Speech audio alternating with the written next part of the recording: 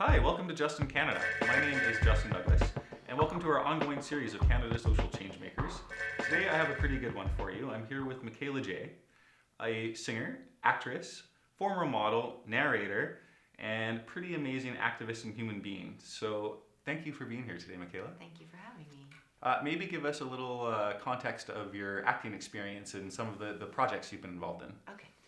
Well, the acting came about through being in Vancouver, being discovered by some casting people, and they called me in for small roles, principal roles, and I had no experience with it, so it was kind of thrown right into the middle. My first role was on Millennium, and then I did shows like Andromeda. I got on Millennium twice. I auditioned for every show that was going on. I did a lot of movies of the week. I did some indie film. I did episodic stuff and short films. It was fun. But after a while, I started to get kind of bored with the subject matter. I found that the amount of effort that went into shooting and prepping for a lot of the work that was coming, it wasn't really fulfilling. It wasn't something that I felt that I would do forever.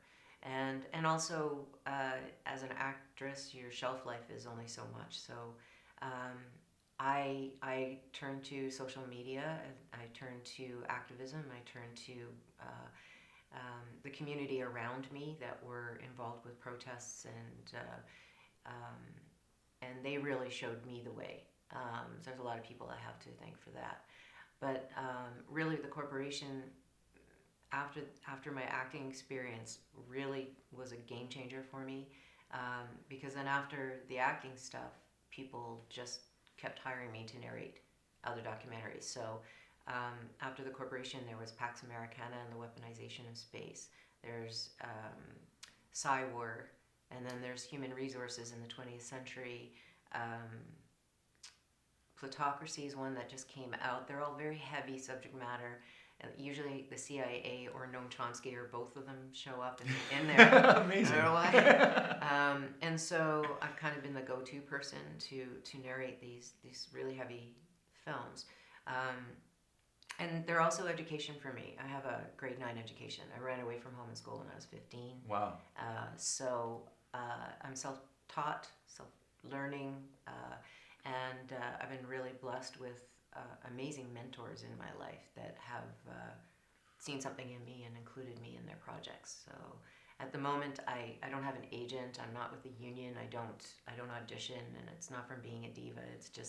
It's the nature of how my career's gone, and I'm really fortunate that people choose me. That's amazing. Yeah. Well, I can see why they would. You're a pleasure to be around. Thank you.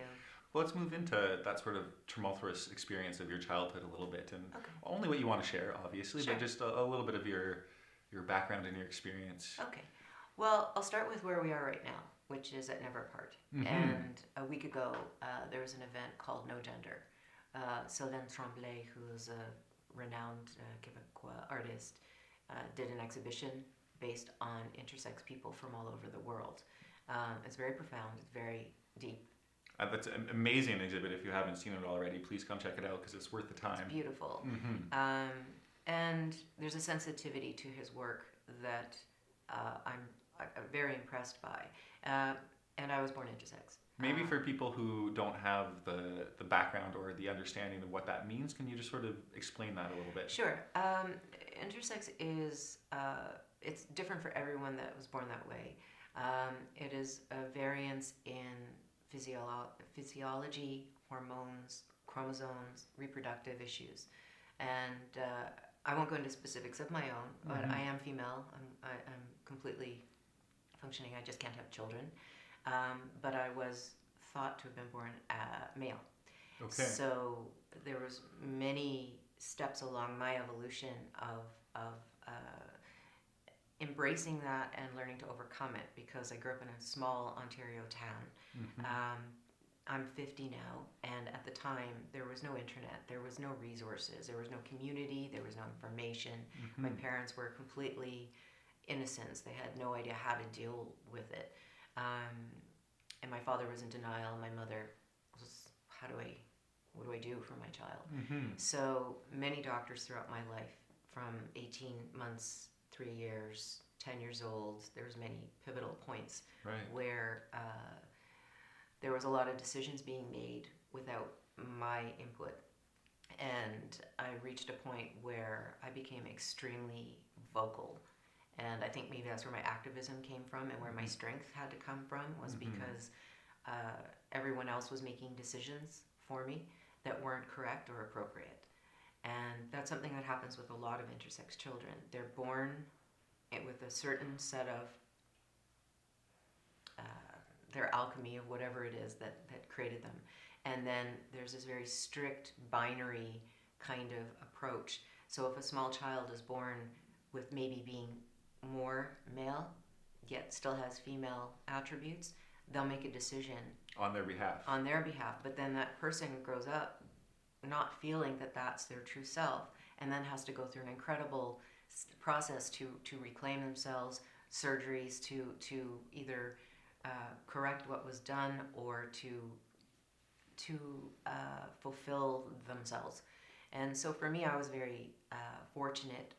After a certain time frame, I broke away from the established medical process that was really geared towards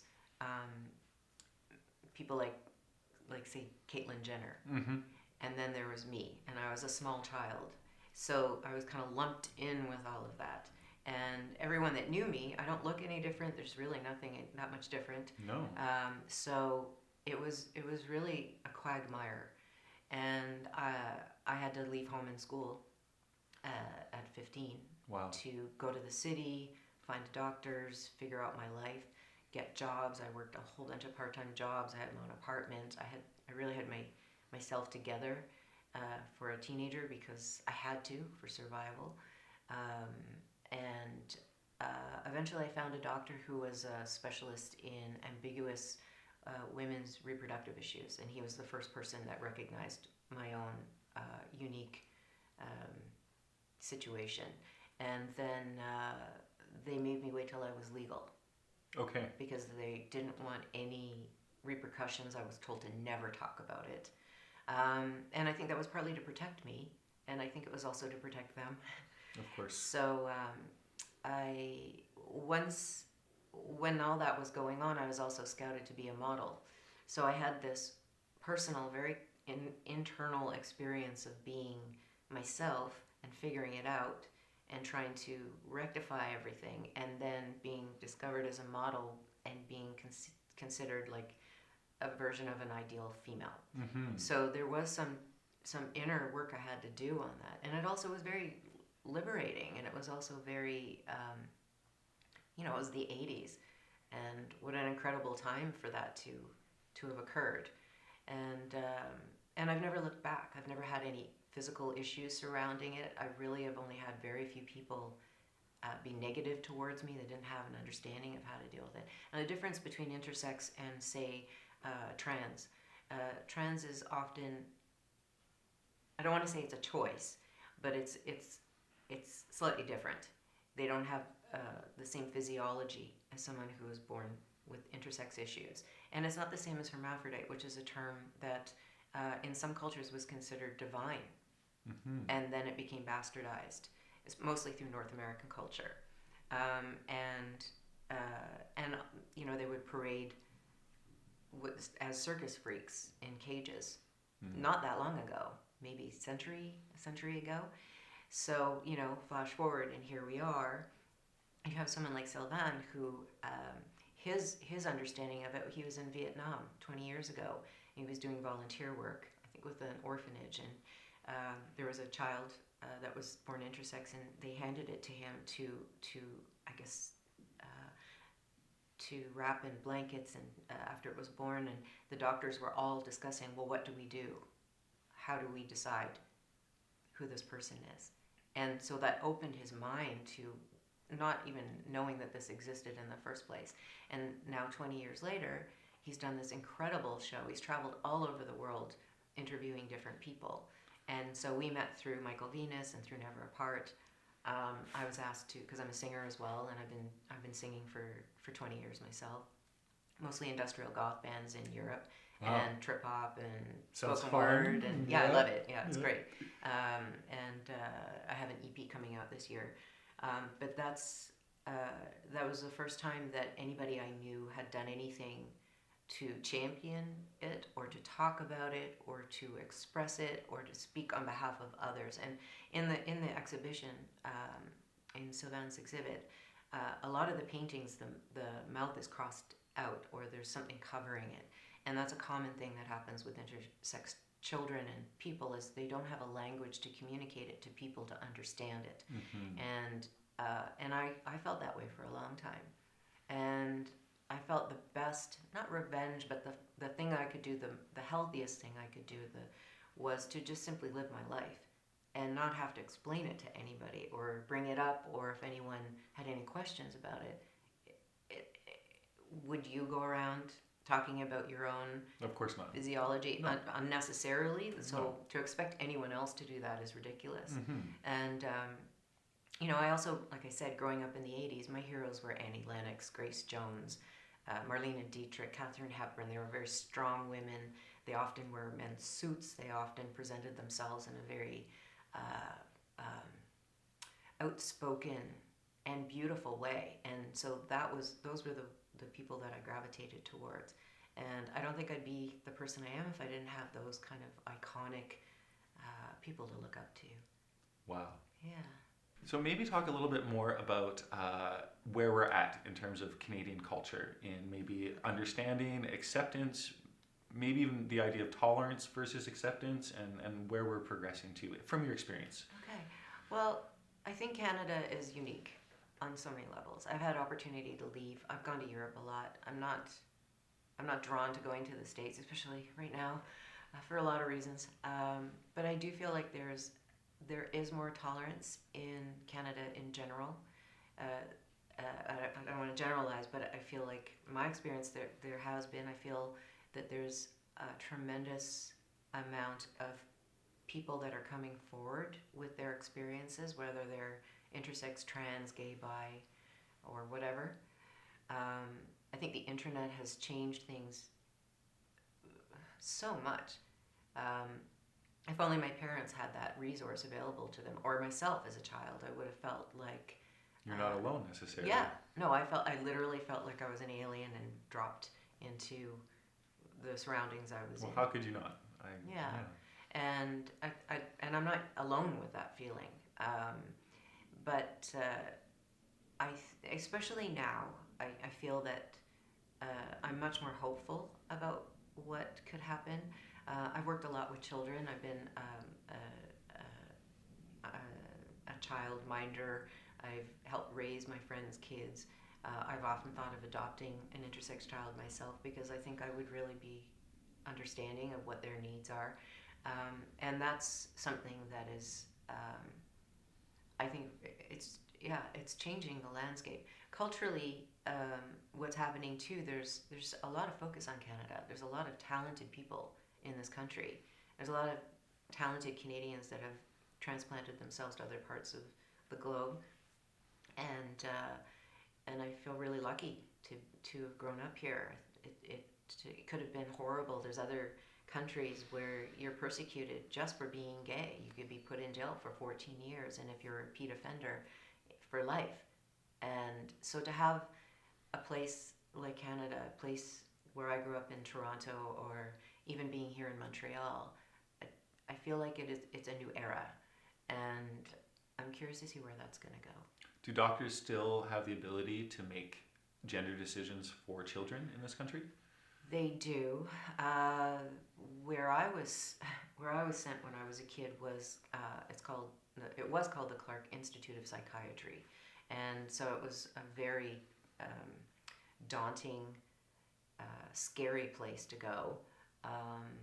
And there was a doctor there by the name of Ken Zucker who was, I guess they're trying to shut it down now. I'm not sure what the status is on it, but many people that came out of that through the trans experience are trying to shut it down, because they try to do, I guess it's called reparative therapy where they try to brainwash you out of being who you authentically are to suit their own binary and understanding, which is not at all what anyone going through that requires. So there is still a lot of work that needs to be done, but I'm hopeful that it's finally starting to change. Inform yourself and have compassion for other people, and mind your own business. A lot of people take things on that's not their business for religious reasons or because they feel somehow entitled to have a judgment over someone else, and it really isn't anybody's concern except the person going through it. And support them. If you know somebody going through that, be as supportive as you can. Learn how that person wants to be identified. Don't choose for them.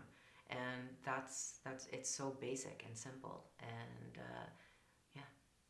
That's amazing advice. I hope so. I think so too, just for people, myself included, who haven't necessarily been totally educated in all of the different forms of gender understanding. I think it's important for us to look at ourselves and see how can I change my own preconceptions and make myself more open to different possibilities, because the only person that is really blocking anyone, I think, is myself, by not being open to these new experiences and to new people and to seeing the world the way, all the different colors within the world. Well, that's just it. I mean, if you look at what's going on even just within the refugee situation around the world, and how other people perceive other people, how the media presents it, how politicians present it. There's a lot of conflicting viewpoints, and at the end of the day, we're all just people. And so to slap labels on each other or on ourselves, and then try to live up to that label, or it just is unnecessary. And at least from my point of view, I just don't see the point in it. So one of the things I just want to pick up from what you just said was the media piece. And maybe what is your perception of the way that Canadian international media covers issues of gender? Is it sensationalized? Is it able to get across the proper information? And where could it be improved? It's a good question. I think a lot of it depends on who we're talking about. So, the most, for good or bad, the most prominent person that's sort of leading the pack right now is Caitlyn Jenner. One of my good friends is Candace Kane, who's on that show, who I think is really the star of the show. She really knows her stuff.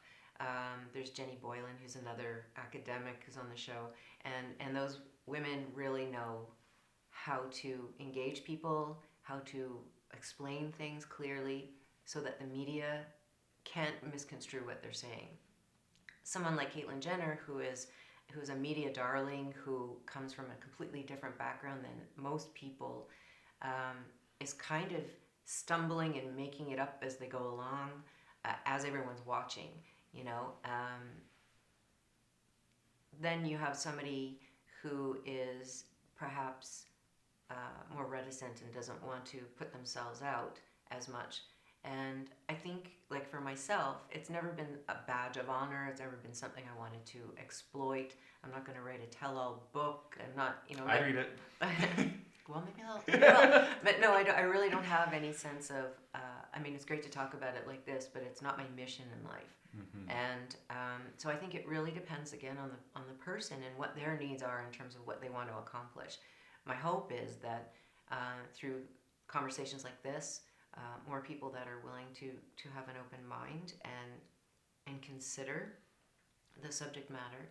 I think as more people that are in the category of being different or being unique will find creative ways to express themselves more and more, and that people will be more and more receptive to it. If you look at culture and you look at art, you look at fashion, you look at music, you look at Michael Jackson, you look at any of those things, there's already so many blurring of lines and hybrids of things that people tap into to express themselves. That's where I live most of the time. So I never question who somebody truly is based on that, again, that binary male, female, straight, not straight thing. It's too black and white, and that's not how the world is made. And to come back to the media, and you come back to, say, someone like Donald Trump, or people that are always trying to create some form of derision or some form of us and them, and we're never going to get anywhere that way. And it doesn't matter what gender you are, or what your race is, or what color your flesh is. None of those things really, they just aren't going to help anybody. And so my supreme wish is that people will just educate themselves, educate each other, pay attention, and get on with it. Wow. Well, I certainly feel like I got a lot out of our conversation today, and I really hope that the people watching did as well, because this is just an introduction to new ideas and new concepts, but the only way to start is to have a conversation. So Yes. thank you so much for being Thank here you. today. It was really a pleasure to Thank have you. you. Thank you so And much. hopefully we'll get to chat again Yeah, me in too. the future, sometime Sounds very great. soon. And just before we go, a very special thank you to Never Apart for letting us film here today. And if you haven't seen their exhibits, please come check them out. They're really worth it.